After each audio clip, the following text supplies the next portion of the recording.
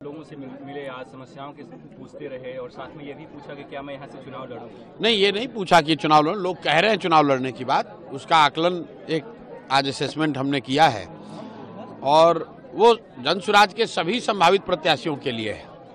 जो भी जनसुराज में प्रत्याशी के तौर पर सक्रिय रहा है किसी भी क्षेत्र में, उसको उस क्षेत्र में जाना ही पड़ता है, जाकर काम करना पड़ता है, लोगों का विश्वास हासिल करना पड़ता है, लोगों से पूछना पड़ता है। और जब लोग कहते हैं कि यही सबसे कारगर है तभी उसको टिकट मिलता है, तो हम पर भी लागू होता है। इसलिए आज आए हैं, क्योंकि राघोपुर से अगर लड़ना है तो राघोपुर के क्षेत्र की जनता को तो हमारे पक्ष में खड़ा होना होगा।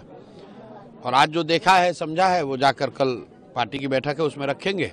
एक दो दिन में पता चल जाएगा कि कौन लड़ रहा है। आप यहाँ क्षेत्र में घूम रहे हैं, लोगों के बीच में हैं, लोगों की समस्याओं को जान रहे हैं, समझ रहे हैं, लेकिन पटना से लेकर दिल्ली तक तमाम जो एनडीए हो, इंडिया हो, बस एक सीट मुझे ज्यादा मिल जाए, एक सीट मुझे कम मिले, इसके लिए भाई लड़ाई चल रही है। ये तो पूरे बिहार के लोगों को दिख रहा है, हुआ नहीं उन लोगों का अभी तक। पूरे बिहार के लोगों को दिख रहा है। सीट का शेयरिंग नहीं है, भ्रष्टाचार करने का शेयरिंग है कि कौन ज्यादा लूटेगा, किसका ज्यादा मंत्री बन जाएगा, किसको ज्यादा ठेका मिल जाएगा, किसको ज्यादा लूट का हिस्सा मिलेगा, उसकी लड़ाई है।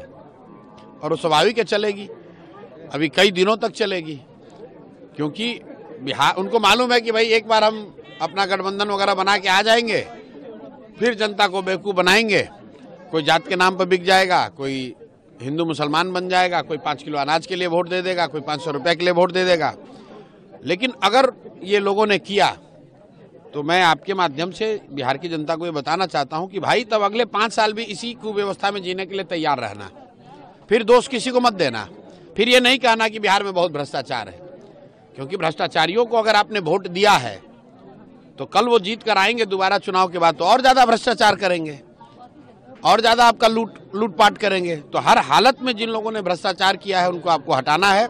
नहीं हटाइएगा तो तैयार रहिए इसी दुर्दशा में जीने के लिए। यादव ने कहा कि अभी प्रॉमिस किया कि हम एक परिवार को एक नौकरी देंगे। उसको कोई उसका ना कोई कहा कि मेरे पास विजन है, मैं दूंगा ना। तो वो हाँ तो ठीक है।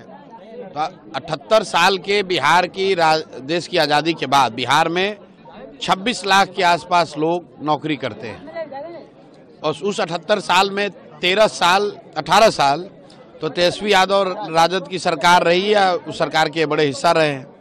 तो अगर 18 साल में आप कुछ लाख जॉब देने का उन्हीं की बात अगर मान ले तो 4-5 लाख जॉब आपने दिया है, तो अगले 2 साल में आप 3 करोड़ नौकरी दे देंगे।